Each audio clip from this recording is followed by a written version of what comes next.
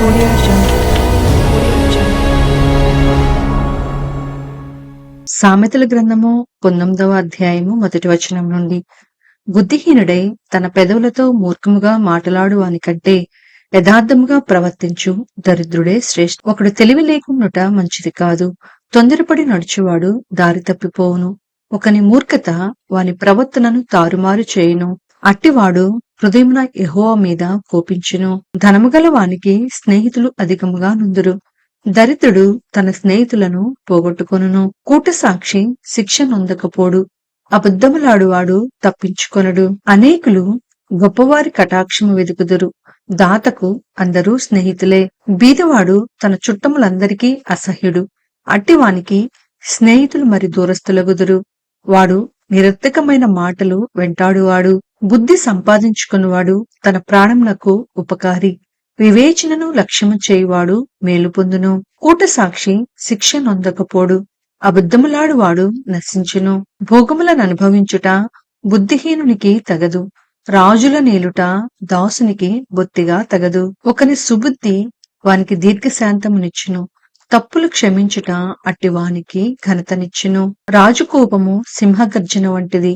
అతని కటాక్షము గడ్డి మీద కురియు మంచు వంటిది. బుద్ధిహీనుడకు కుమారుడు తన తండ్రికి చేటు తెచ్చును. భార్యతోడి పోరు ఎడతెగక పడుచుండు బిందువులతో సమానము. గృహమును విత్తనమును పితరులిచ్చిన స్వాస్థ్యము. సుబుద్ధిగల భార్య యెహోవా యొక్క దానము. సోమరితనము గాఢ నిద్రలో పడవేయును. సోమరివాడు పస్తు పడియుండును. ఆజ్ఞను గైకొనువాడు తన్ను కాపాడుకొనువాడు. తన ప్రవర్తన విషయమై అజాగ్రత్తగా నుండువాడు చచ్చును. బీదలను కనికరించువాడు యెహోవాకు అప్పిచ్చువాడు. వాని ఉపకారమునకు ఆయన ప్రత్యుపకారము చేయును. బుద్ధి వచ్చునని నీ కుమారుని శిక్షింపుము. అయితే వాడు చావవలనని కోరవద్దు. మహాకోపియగువాడు దండను తప్పించుకొనడు. వాని తప్పించినను వాడు మరలా కోపించుచునే యుండును. నీవు ముందుకు జ్ఞానివగుటకై ఆలోచన విని ఉపదేశము అంగీకరించుము. నరుని హృదయంలో ఆలోచనలు అనేకములుగా పుట్టును. యెహోవా యొక్క తీర్మానమే స్థిరము. కృపచూపుట నరుణ్ణి పరులకు ప్రియునిగా చేయును. అబద్ధికుని కంటే దరిద్రుడే మేలు. యెహోవా యందు భయభక్తులు కలిగి ఉండుట జీవ సాధనము. అది కలిగిన వాడు తృప్తుడై అపాయం లేకుండా బ్రతుకును. సోమరి పాత్రలో చేయి ముంచునే కాని తన నోటికి దాన్ని తిరిగి ఎత్తనైనా ఎత్తడు. అపహాస్యకులు దండింపబడగా చూచి జ్ఞానం లేని వారు జ్ఞానం నొందుదురు.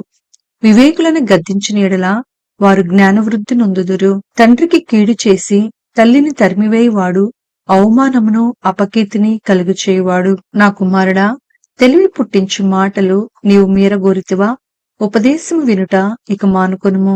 వ్యర్థుడైన సాక్షి న్యాయమును అపహసించును. భక్తిహీనుల నోరు దోషమును జుర్రుకొనును. అపహాసకులకు తీర్పులను బుద్ధిహీనుల వీపులకు దెబ్బలను నియమింపబడినవి.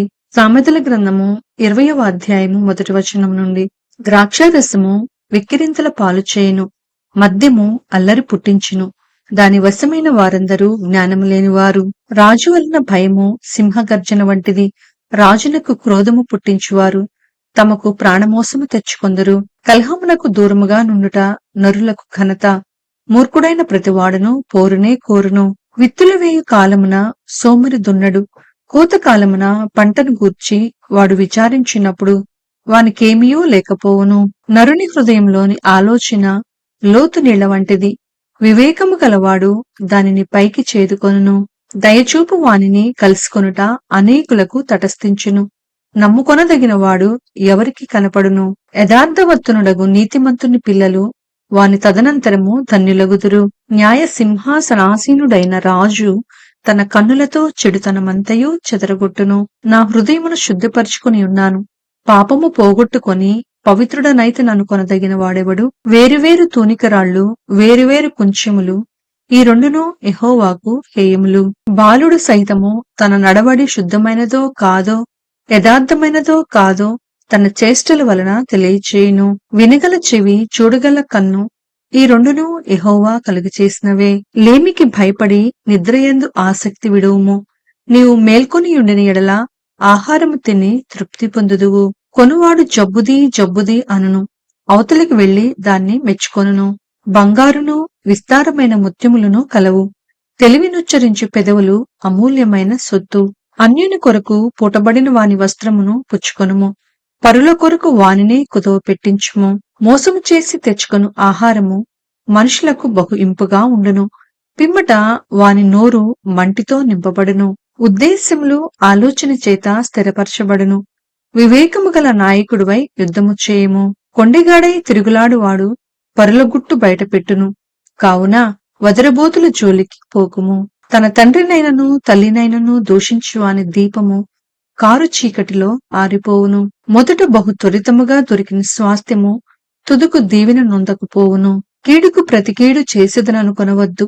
యెహోవా కొరకు కనిపెట్టుకొనుము. ఆయన నిన్ను రక్షించును. వేరువేరు తూనికరాళ్లు యెహోవాకు హేయములు. దొంగత్రాసు అనుకూలము కాదు. ఒకని నడతలు యెహోవా వశము. తనకు సంభవింపబోవునది ఒకడెట్లు తెలుసుకొనగలడు. వివేచింపక ప్రతిష్ఠితమని చెప్పుటయు, మ్రొక్కుకొనిన తరువాత దాన్ని గూర్చి విచారించుటయు ఒకనికి ఉరియగును. జ్ఞానము గల రాజు భక్తిహీనులను చెదరగొట్టును. వారి మీద చక్రము దొర్లించును. నరుని ఆత్మ యెహోవా పెట్టిన దీపము. అది అంతరంగములన్నీయూ శోధించును.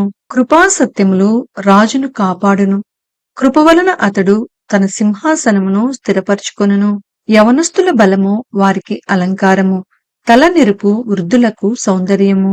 గాయములు చేయు దెబ్బలు అంతరంగములలో చొచ్చి చెడుతనమును తొలగించును. సామెతల గ్రంథము 21వ అధ్యాయము 1వ వచనం నుండి.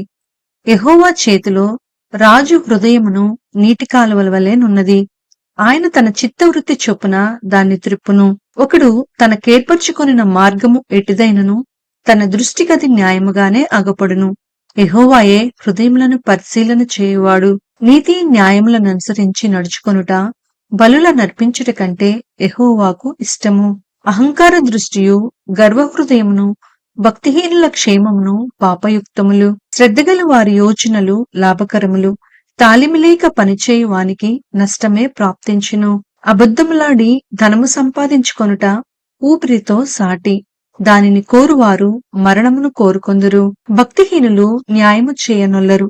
వారు చేయు బలత్కారము వారిని కొట్టుకొని పోవును. దోషభరితుని మార్గము మిక్కిలి వంకర మార్గము.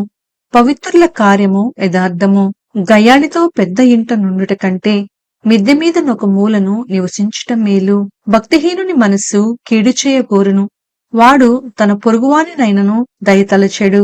అపహాసకుడు దండింపబడుట చూచి జ్ఞానము లేనివాడు జ్ఞానము పొందును.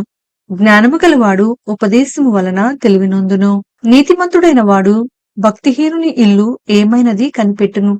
భక్తిహీనులను ఆయన నాశనములో కూల్చును.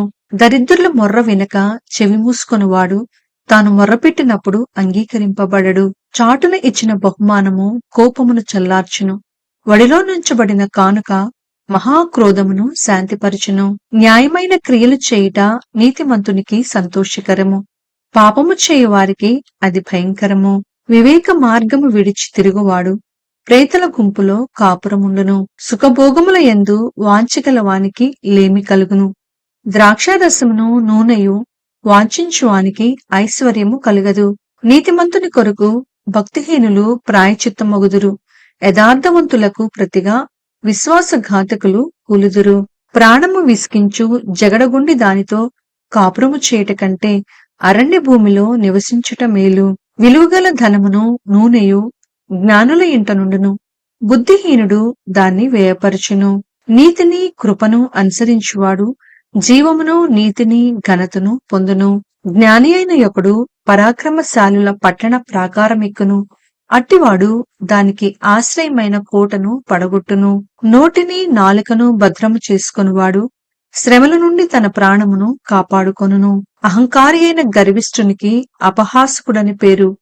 అట్టివాడు అమిత గర్వంతో ప్రవర్తించును. సోమరివాని చేతులు పనిచేయనొల్లవు.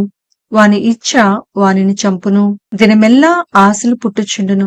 నీతిమంతుడు వెనుక తీయక ఇచ్చుచుండును. భక్తిహీనులు అర్పించు బలులు హేయములు. దురాలోచనతో అర్పించిన ఎడల అవి మరీ హేయములు. కూటసాక్షి నశించును. విని మాటలాడువాడు సత్యము పలుకును. భక్తిహీనుడు తన ముఖమును మార్చుకొనును. యథార్థవంతుడు తన ప్రవర్తనను చక్కపరుచుకొనును. యెహోవాకు విరోధమైన జ్ఞానమైనను వివేచన అయినను ఆలోచన అయినను నిలువదు. యుద్ధ దినమునకు గుర్రములను ఆయత్తపరచుట కద్దు, కాని రక్షణ యెహోవా అధీనము. రేపటి ఎపిసోడులో మరిన్ని జ్ఞాన వాక్యాలను చదువుకుందాం.